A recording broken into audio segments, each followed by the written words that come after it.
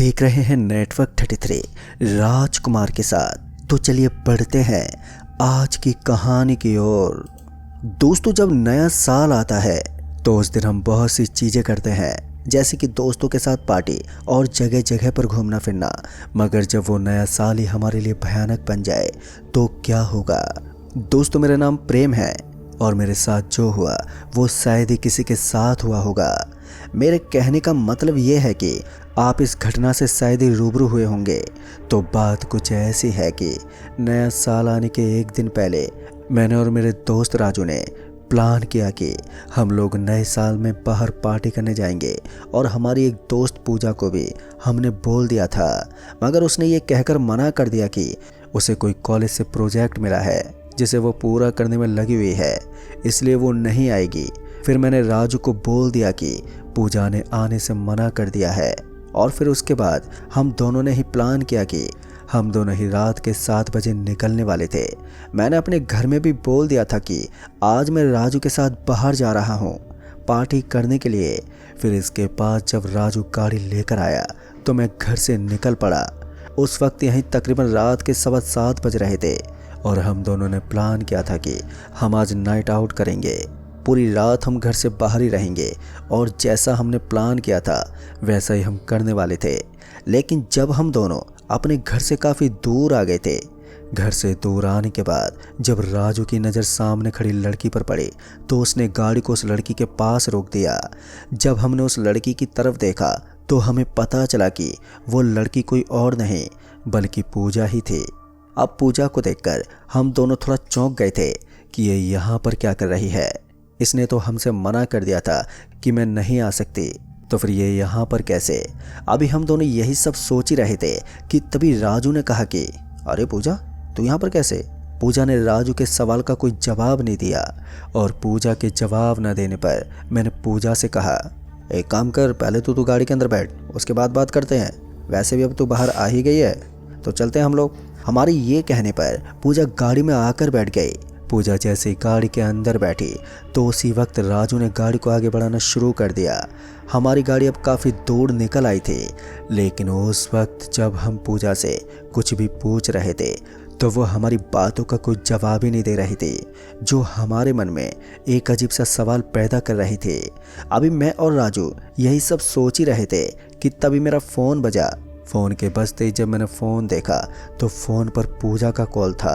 पूजा का कॉल आता देखकर मैं थोड़ा घबरा गया कि पूजा तो मेरे पीछे बैठी हुई है, तो फिर ये मुझे कॉल क्यों कर रही है। लेकिन फिर जब मैंने उसका फ़ोन उठाया तो उसने कहा कि सॉरी प्रेम, मैंने तुमसे झूठ बोला कि मुझे कॉलेज का काम करना है। वो मुझे अपने बॉयफ्रेंड के साथ जाना था ना, इसीलिए मैंने तुमसे झूठ बोल दिया था। उसकी बात सुनते ही मेरे तो रोंगटे खड़े हो गए। मेरे सर से अब पसीना निकलने लगा था और तभी मैंने पूजा से कहा कि पर यार, तू तो मेरे पीछे बैठी है। जिस पर उसने कहा कि अरे यार, मुझे आवाज़ नहीं आ रही है, यहाँ पर काफ़ी शोर हो रहा है। फिर उसके बाद पूजा ने फ़ोन कट कर दिया और फ़ोन काटते ही जब राजू ने मुझसे पूछा कि यार किसका कॉल था और तेरे सर से पसीना क्यों आ रहा है, वो भी इतनी ठंड में, क्या हुआ तुझे। राजू की बातों का मैं जैसे जवाब देता कि तभी पीछे से हमें हंसने की आवाज़ आने लगी। और जब हम दोनों ने पीछे मुड़कर देखा तो हमने पाया कि पूजा की तरह दिखने वाली लड़की का चेहरा अब पूरा बदल गया है। उसकी आंखें सफ़ेद पड़ गई हैं और उसके चेहरे पर कटे हुए निशान भी पड़ चुके थे और वो एक डरावनी मुस्कान दिए जा रही थी। उसकी डरावनी हंसी को देखकर हम दोनों की हालत बहुत ही ज़्यादा ख़राब हो गई थी। राजू का तो गाड़ी के हैंडल से संतुलन भी बिगड़ गया था और गाड़ी सीधा जाकर एक पेड़ से टकरा गई। गाड़ी जैसे पेड़ से टकराई तो हम दोनों का सिर गाड़ी के हैंडल में लगा, जिसके बाद हम दोनों वहीं पर बेहोश हो गए। और जब थोड़ी देर के बाद मेरी आंखें खुली तो मैंने देखा कि राजू गाड़ी के अंदर था ही नहीं। राजू को गाड़ी के अंदर ना पाकर मैं गाड़ी से बाहर निकला और राजू को आवाज़ देने लगा, मगर जब राजू मुझे कहीं भी नहीं दिखा तो मैं अब परेशान होने लगा। एक तो मैं पहले से ही डरा हुआ था और ऊपर से राजू भी गायब था। तो मैंने उसी वक्त अपना फ़ोन निकाला और राजू को कॉल मिलाया। जब मैंने राजू को कॉल किया तो राजू के फ़ोन की रिंगटोन मुझे सामने बना एक घर, जो कि पूरा खंडर में तब्दील हो रखा था, उसी खंडर के अंदर से राजू के फ़ोन की रिंगटोन मुझे सुनाई दे रही थी। मगर राजू मेरा फ़ोन उठा ही नहीं रहा था। मैंने उसको दोबारा कॉल किया मगर फिर दोबारा उसने मेरा फ़ोन ही नहीं उठाया। राजू के फ़ोन ना उठाने पर मैंने सोचा कि मुझे खुद ही इस घर के अंदर जाकर देखना होगा।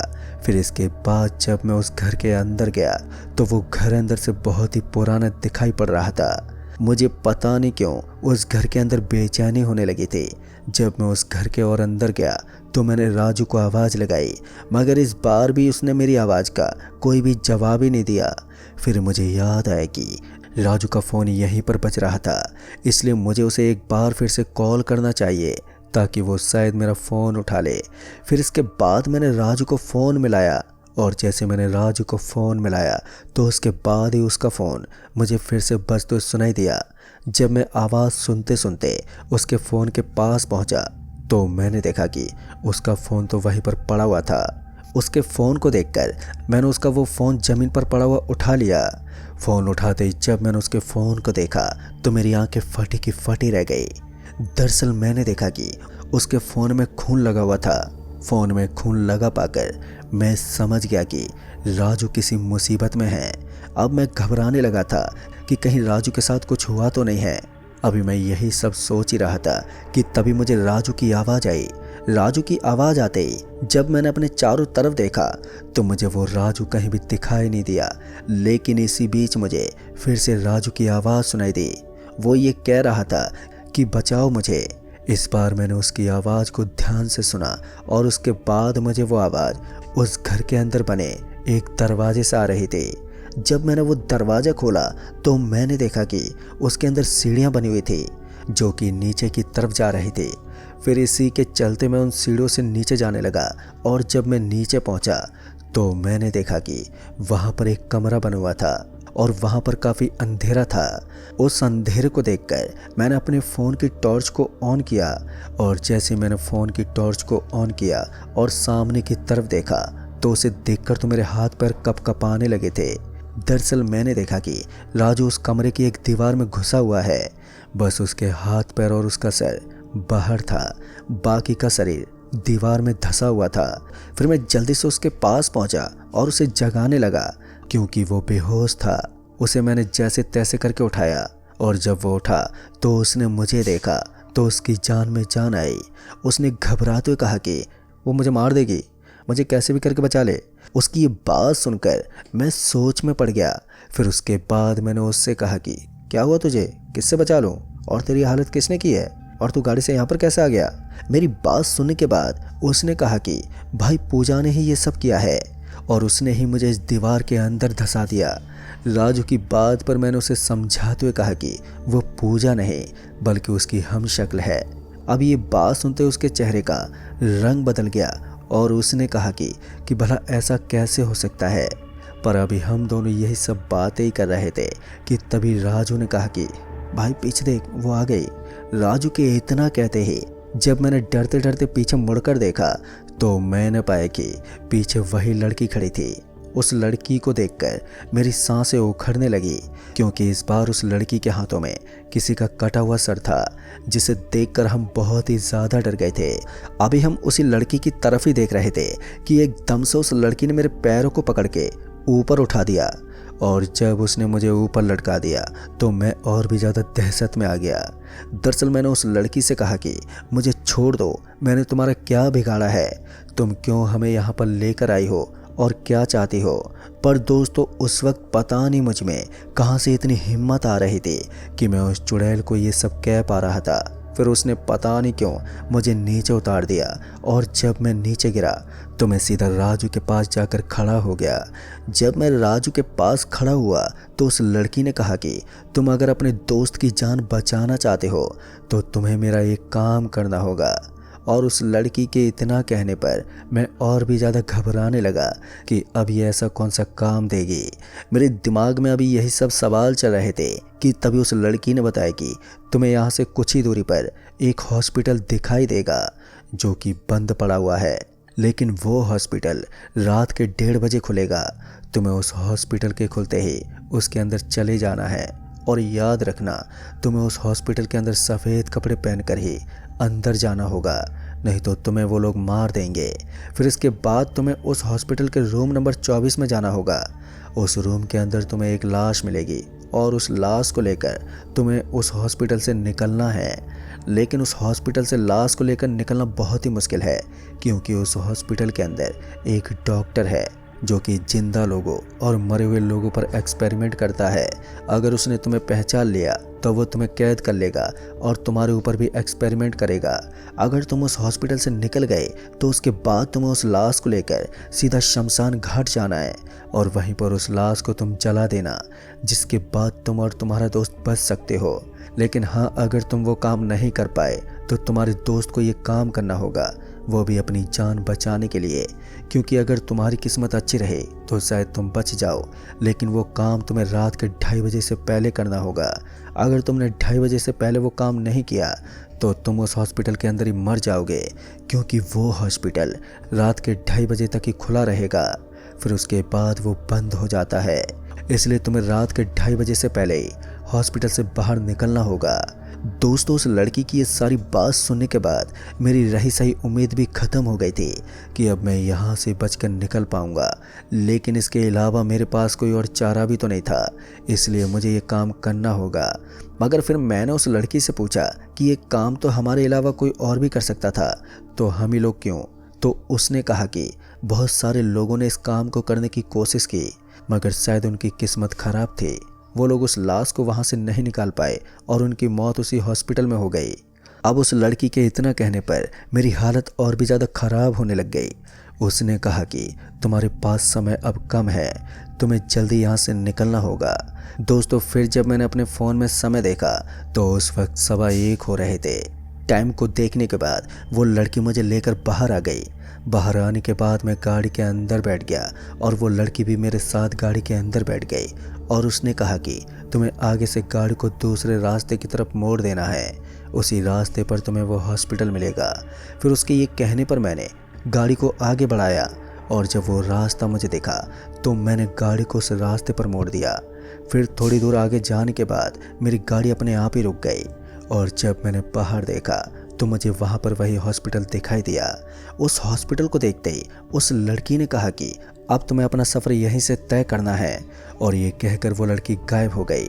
खैर दोस्तों, मैंने भी अपनी हिम्मत को बढ़ाया और फिर गाड़ी से उतरकर उस हॉस्पिटल के पास पहुंचा। जब मैं उस हॉस्पिटल के दरवाजे पर खड़ा हुआ तो वो हॉस्पिटल पूरी तरह से वीरान दिखाई पड़ रहा था और उसका दरवाज़ा बंद था।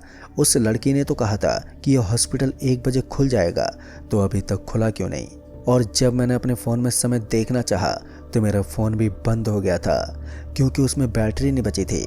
फिर इसके बाद मैं उस हॉस्पिटल के दरवाजे पर ही खड़ा इंतज़ार करता रहा कि कब ये खुलेगा, और फिर कुछ देर के बाद वो दरवाज़ा खुल गया और हॉस्पिटल में लाइट भी जल गई।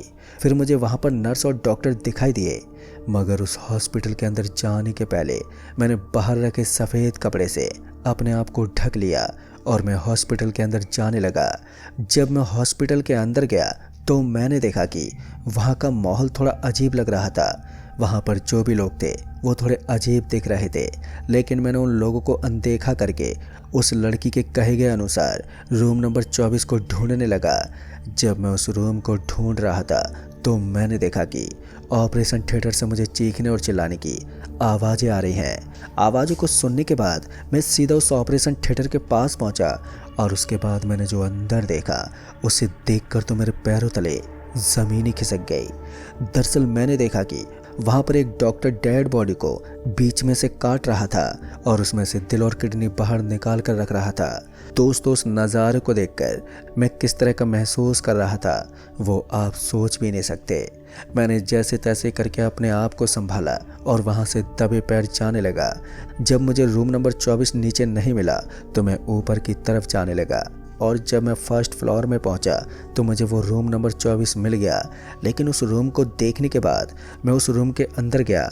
जब अंदर पहुंचा तो मैंने देखा कि जैसे कि उस लड़की ने मुझे कहा था कि उस रूम में एक लाश रखी हुई है, तो उसी लाश को तुम्हें इस हॉस्पिटल से बाहर निकालना है। उस लड़की के कहे अनुसार मैंने उस लाश को स्ट्रेचर में रखा और उसे लेकर मैं उस रूम से निकला और नीचे जाने लगा। लेकिन जब मैं नीचे उतरा और फिर मैंने जो देखा उसे देखकर तो मुझे मेरी मौत दिखाई देने लगी। दरअसल मैंने देखा कि वो सभी लोग जो हॉस्पिटल में थे वो अब हाथों में खंजर लेकर गेट के पास खड़े हुए थे उन लोगों को देखकर अब मेरी समझ में ये नहीं आया कि मैं करूं तो करूं क्या। मैं अभी यही सब सोच रहा था कि तभी मैंने देखा कि अब वो लोग पता नहीं अचानक से गायब हो गए। उन लोगों को अपने आप गायब होता हुआ देखकर मेरी तो कुछ भी समझ में नहीं आया कि वो लोग गए तो गए कहाँ। इतनी जल्दी मेरी आंखों से वो लोग कैसे ओझल हो गए। खैर मेरे लिए तो ये खुशी की बात थी और शायद मुझे ये लगने लगा था कि मैं राजू को बचा लूँगा, और यही सब सोचकर मैं हॉस्पिटल से बाहर जाने लगा। पर जब मैं उस हॉस्पिटल से बाहर निकलकर उस लाश को लेकर उस लड़की के बताए एक शमशान घाट में जाने लगा, तो फिर कुछ देर बाद मैं शमशान घाट पहुंच गया और वहां पर मैंने लकड़ियां जमा की और उसकी लाश को उन लकड़ियों के ऊपर रख दिया। और जब मैंने उस लाश के ऊपर से पन्नी हटाई तो मैंने देखा कि वो लाश किसी और की नहीं बल्कि वो पूजा की ही हमशक्ल लड़की थी जिसने मुझे इस लाश को जलाने के लिए कहा था। लेकिन दोस्तों उस वक्त मैंने ज़्यादा नहीं सोचा और उसके बाद मैंने उस लाश को जला दिया। उस लाश के जलाते ही मैंने देखा कि वो लड़की भी मेरे सामने आ गई और देखते ही देखते वो लड़की गायब होते जा रही थी। और फिर थोड़ी देर के बाद वो पूरी तरह से गायब हो गई। उस लड़की के गायब होते ही मैं सीधा गाड़ी के पास गया और गाड़ी को स्टार्ट करके राजू के पास जाने लगा। और जब मैं उस खंडर बने घर के पास पहुंचा तो मैंने देखा कि राजू वहीं बाहर बेहोश पड़ा हुआ था। उसे बेहोश पड़ा देखकर मैं सीधा गाड़ी से नीचे उतरकर उसके पास पहुंचा और उसे उठाया कि राजू जल्दी उठ। फिर जब राजू उठा तो हम दोनों गाड़ी में बैठकर सीधे अपने घर की ओर निकल पड़े और घर पहुंचकर हमारी जान में जान आई। लेकिन इसके बाद जब हमने ये बात पूजा को बताई तो उसके बाद हमें जो पता चला वो हमारी भी सोच से परे था। दरअसल पूजा ने बताया कि वो लड़की कोई और नहीं बल्कि मेरी ही कजन बहन थी। वो बिल्कुल मेरी तरह दिखती थी। दरअसल उसकी मौत 6 महीने पहले हुई थी और उसकी लाश हमें आज तक नहीं मिली। वो रात को अकेले ही बाहर से अपने घर आ रही थी और उसके बाद उसके साथ क्या हुआ ये तो हमें आज तक पता नहीं लगा। हमने उसकी रिपोर्ट भी दर्ज करवाई है पर अभी तक पुलिस उसे ढूंढ नहीं पाई। लेकिन दोस्तों जब हमने उसे सारी बात बताई तो वो ये सब सुनने के बाद बुरी तरह से रोने लगी कि मैंने उसकी लाश को जला दिया। फिर उसने अपने घर वालों की बात बताई और पुलिस जब उस खंडर बने हॉस्पिटल में पहुंची तो वहां पर उन्हें कुछ भी नहीं मिला और ना ही कोई सुराग। दोस्तों ये बात हमारे लिए आज भी पहेली बनी हुई है और उस रात को मैं आज तक नहीं भुला पाया हूँ। तो दोस्तों इस कहानी में बस इतना ही। तब तक के लिए बाय एंड टेक केयर।